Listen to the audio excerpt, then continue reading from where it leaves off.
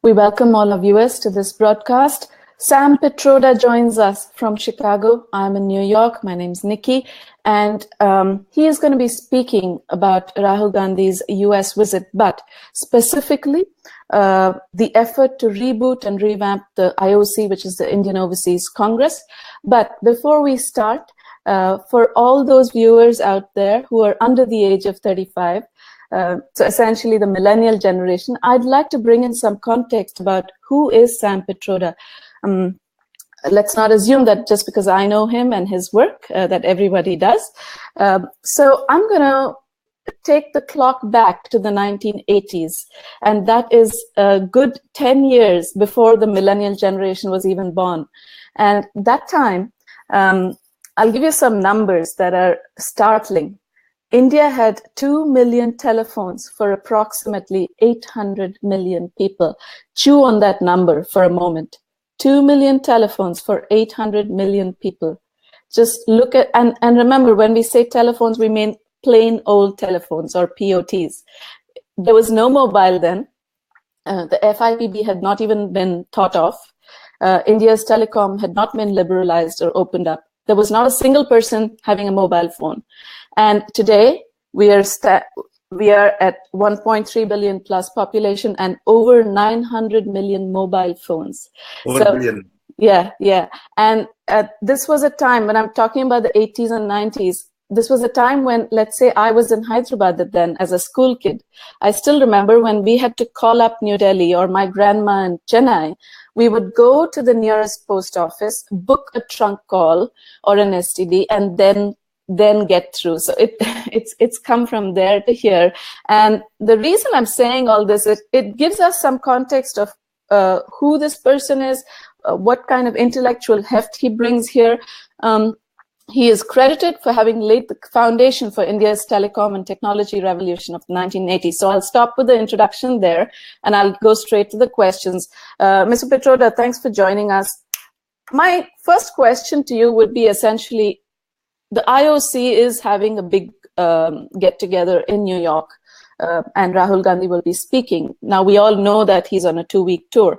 What are you trying to do in terms of a reboot or a revamp?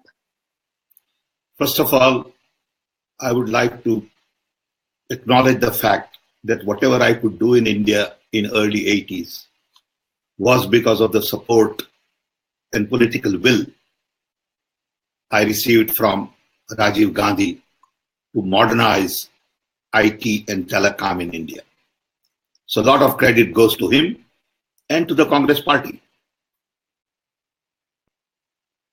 In the process, I also worked on technology missions related to water, immunization, oil seeds, telecom, milk production, and literacy.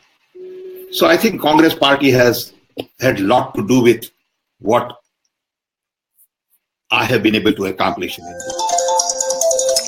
And when I look at India's development, I firmly believe that the contribution of NRI has been significant in the past.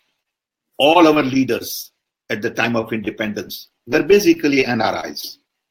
Gandhiji, Sardar Patel, Pandit Nehru, Subhash Chandra Bose, and you can name many of them. When you look at the contribution of atomic energy, milk production by Kurian, Sarabhai, all of the people who participated in Green Revolution, they were all basically NRIs. Unfortunately, we don't get enough credit. So my idea was to really revive Indian Overseas Congress. We had a conversation, and Mrs. Gandhi and Rahul Gandhi both suggested that I take this little seriously and help organize Congress party within overseas Indian community world over.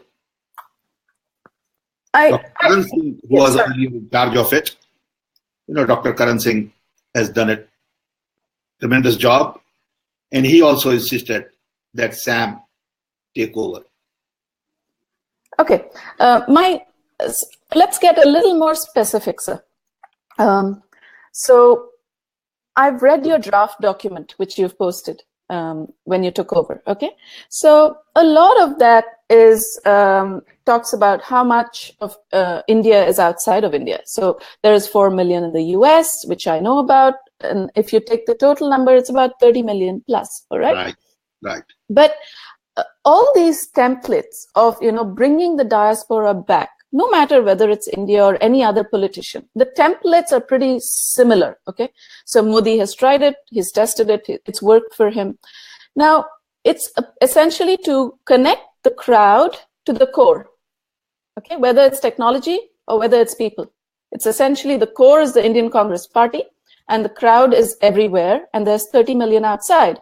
So you want to connect, but they have to finally go and vote for politicians to take notice. No, it's not about vote.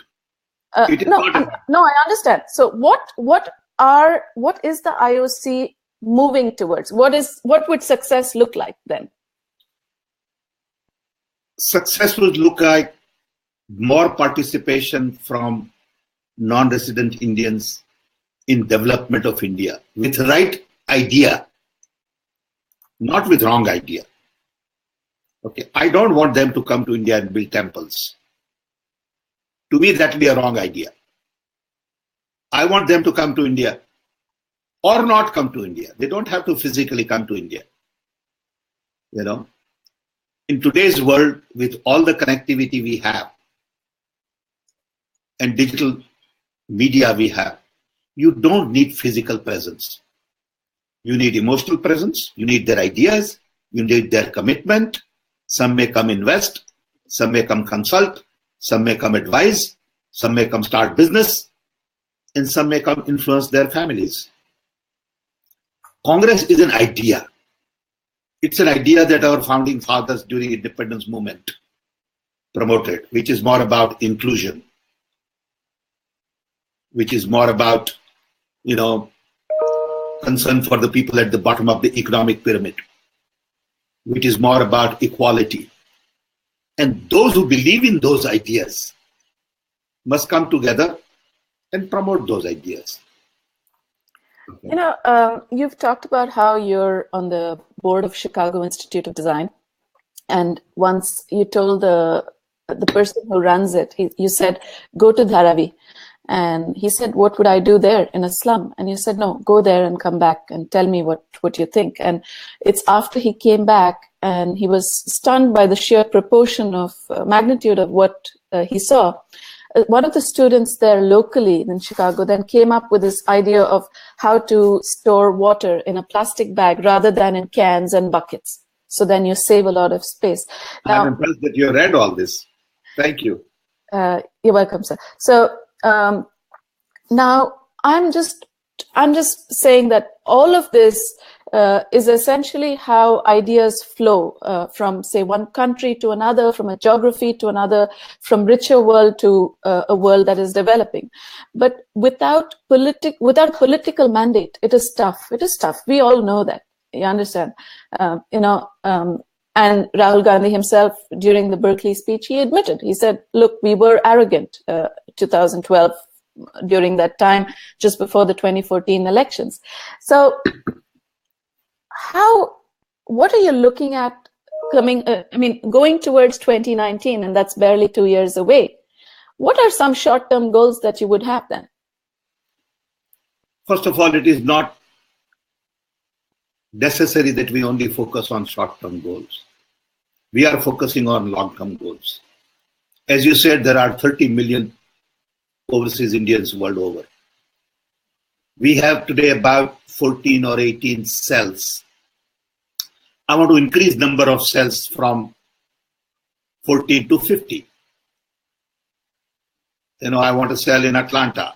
I want to sell in Paris, in Sydney. Okay. We have large number of people in Middle East. We have large number of people in England. Okay, Canada. So I would like like-minded people to come together. Promote the idea of India that Congress Party stands for.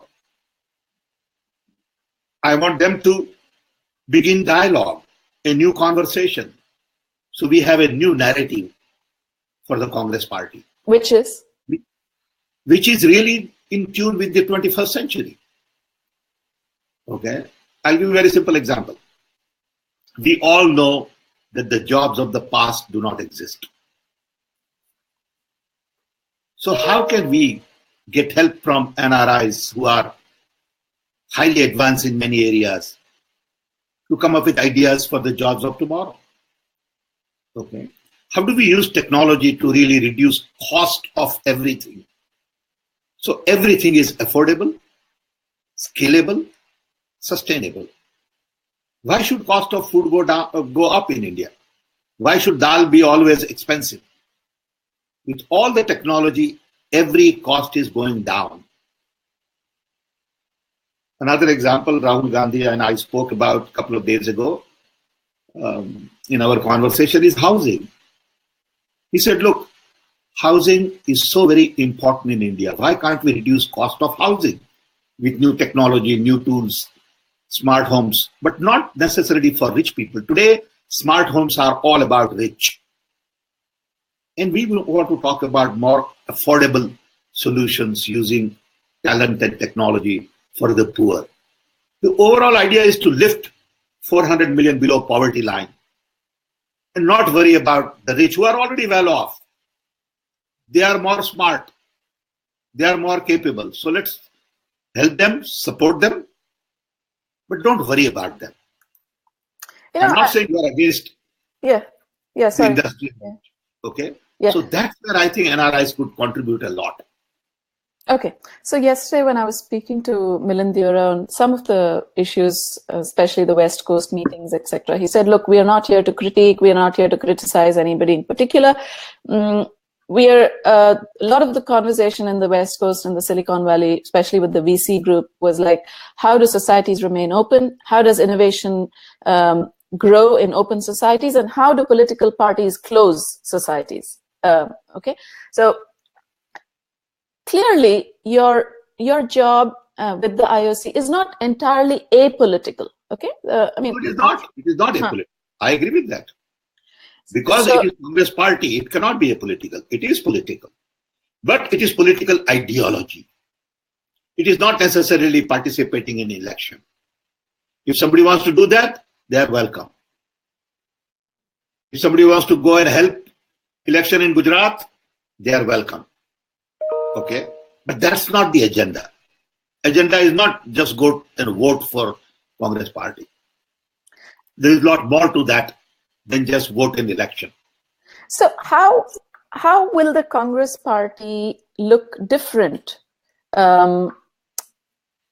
having shed this, and within quotes, arrogance, or having shed some of the ideas that didn't work or the attitudes that didn't work? What would that Congress party look like? Because see, the common pushback that you get, and even yesterday after we spoke with Mr. Deora, the pushback that we got, now we can say those are trolls, ignore them, but no, I think let's take up one of those comments that came in. एक साहब ने बताया कि आप जरा India में काम कीजिए, आप यूएस में आके क्यों बोल रहे हैं? Okay. Now, rather than brush it off, I think we'd rather ask you to just answer it. So what will all this lead up to back home? What will let's take one by one. Let's take one by one. पहले तो कि आप US में आके क्यों बोलते हैं? Okay. University of California is well known all over the world for free speech, for much more democratic thought, very liberal. And Pandit ji, Jawaharlal Nehru, had come to University of California in 1949, 2 years after India's independence. And we thought it would be a good idea for Rahul to start from there. 70 years after that, roughly, his great-grandson of Nehru comes in as vice president of the Congress party and once again begins new conversation on liberal thought, especially where populist governments are becoming very popular everywhere. Especially the world over, there is a concern about populist movement, which I believe is there's a concern, but they're also on the rise. It's two-way. That's okay. That's okay. Let them rise. That's okay. I mean, so they can get to a peak. Nothing wrong with it. That's what democracy is all about. Okay? But just because they are on the rise, you can't stop talking. You don't find a round bandwagon. Okay? The real need to fight is at that time. When everything is going great, why worry? Okay? That's not a challenge. So I thought, and we all thought, that it would be good to start with US. Here, thoughts matter.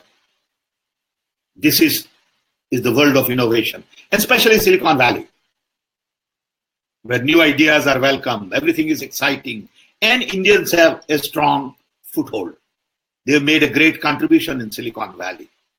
Okay, they are well recognized, well respected, well accomplished. Whereas in the world you can find a location like Silicon Valley and University of Berkeley to begin new conversation. We do want a new conversation. We want the world to recognize that the Congress Party still stands for free thought. We are the one who started right to information in India. We are the one who started right to education in India. We are the one who started against all odds Narega program. Okay. We are the one who started UID program.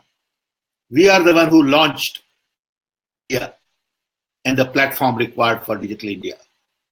But we have not been very good at communicating. So we thought it is good time to begin new communication.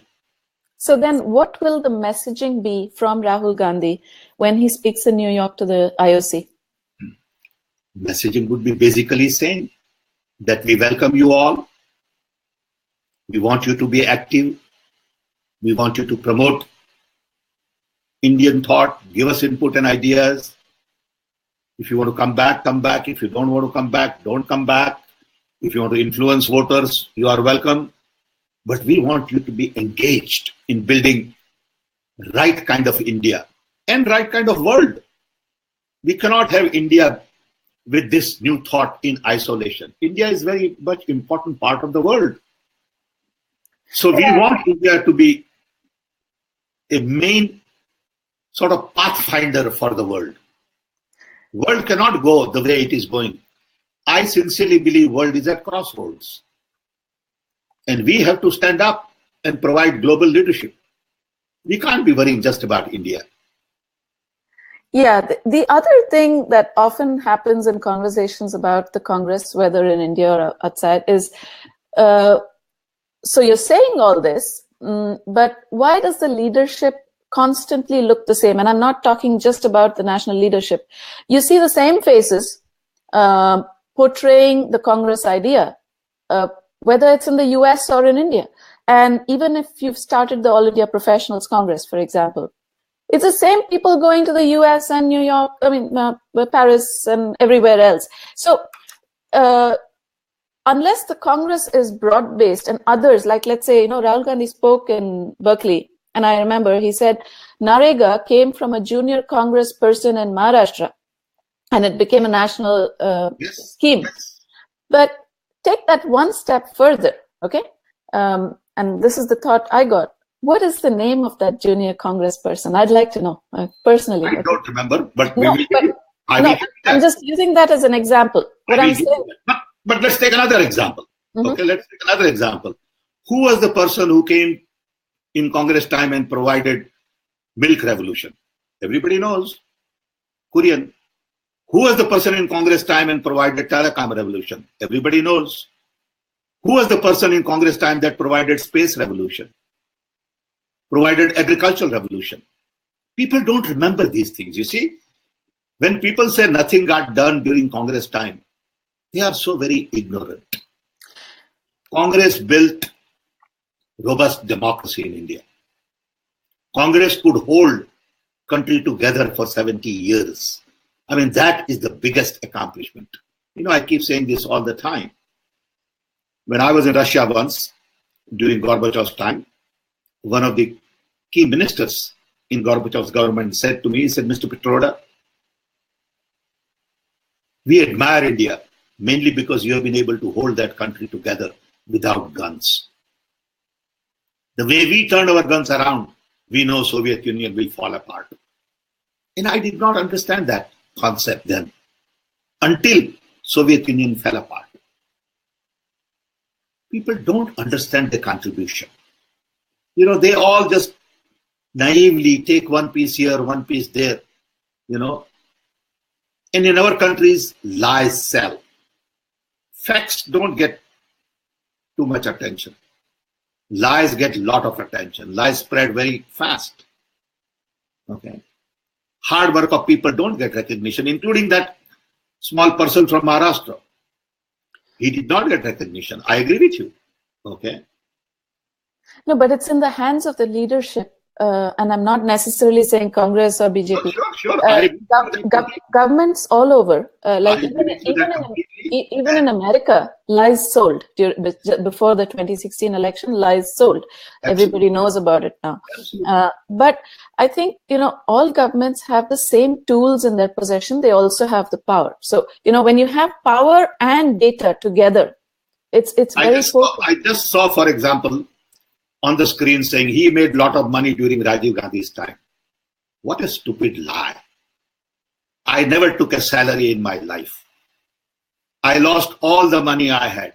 I took 1 rupee salary for working in India for 10 years.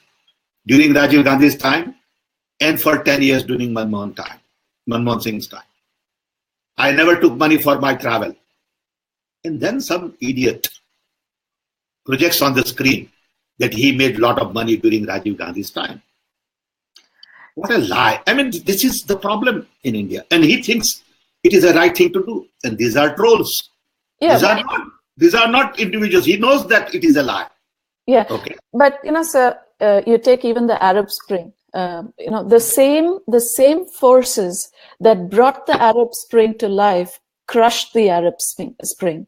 So I think all governments, and let's come back to India. So let's say the Modi government, just for example, has the same tools at its command as, say, the Manmohan Singh government did. Now, if Mann Ki Baat, for example, has become such a revolution and people actually sit down and listen to it on Sundays at 11 o'clock, it's the same bunch of staffers who is translating this into so many languages. Those are the same tools. For India. I'm happy for India. I compliment people for doing it. If there is good work being done, they should be recognized. I am all happy because I'm also Indian at the end of the day. Manmohan Singh was my prime minister and Modi is also my prime minister. Nothing wrong with it. Yeah. I'm not there to criticize anybody. Yeah, so the point I was trying to make is, the point is well taken that Manmohan Singh did not use media as effectively as Prime Minister Modi is making. Agree? Yeah. And the stark contrast, when Manmohan Singh used to travel, there used to be a plane load of people traveling with him. Modi stopped it right in the beginning. But that has not affected percolation of message. But you see, it all depends on also the kind of message, packaging of the message, education of the people, because a lot of people like flashy messages. They don't understand substance. They don't understand what it takes to build. For example, when I was working with Manmohan Singh, people said, why didn't you communicate? I said, look, communication is a full-time job. If I'm interested in communicating and projecting, I can't do my job. So let me focus on doing my job and hope someday my job will speak for itself. I can't be out telling everybody what I am doing all the time. It doesn't make sense to me. It all depends on how you look at it. And not that I'm right and they're wrong. Okay? The facts is how do you see the world? If you see your world as while you are working, constantly go communicate to people and tell what you are doing. That's one thing. If you believe that, look, world will recognize work Let's finish the work first. So I think at the end of the day, what have we accomplished is what's going to matter. Okay? What we say is not going to matter. Ultimately, people will recognize what got done and what didn't get done. What new ideas were initiated? And I hope people of India are smart enough to recognize that. If not, too bad. Okay? But at the end of the day, people will have to recognize out of all these conversations, promises, ideas, what exactly got done? What new thing got done? Okay? Yeah. For example, yesterday I heard about bullet train. Great. I'm glad that we are organizing partnership or relationship with Japan to have bullet train. I did a report for railways on modernization of railway. Okay, I was the chairman of it, spent almost 8-9 months working on it along with Deepak Parekh and various other colleagues of mine, Maya Verma and others. And that report basically focused on railways to reach out to large number of people. Of course, bullet train is important. But if I had the money, I would take that money in railways and put somewhere else. It's a philosophical difference. I'm not saying we don't need bullet train, okay? But do you really work on the challenges of the people at the top of the pyramid, or you work on the challenges of the people at the bottom of the pyramid? Huge difference, believe me. It's a philosophical difference. Yes, and you have said that, you don't need an engineer to make a better Cartier watch. But how about designing a better slum? Yes, agreed. But in justice, we know justice must not just be done, it must be seen to be done. So that's what people to see. You don't need to toot your horn all the time. Correct. But the tools that governments use and that's where we need uses. People like you. That's where we need people like you to promote right ideas. You see, my job is to do work. Your job is to help us promote good ideas. My job is not to help promote, my work. That's not my job. No, I agree. That's fine. But then, for us to be able to speak to the right people also is important. I got through to you. I connected with you. We haven't done a good job in the past, and we should learn. Yeah. Okay. I buy that, and I appreciate that. Sure. Thanks. We'll leave it at that. Thank you so much, Mr. Pitroda. Pleasure. Thank you. Bye-bye. Bye-bye.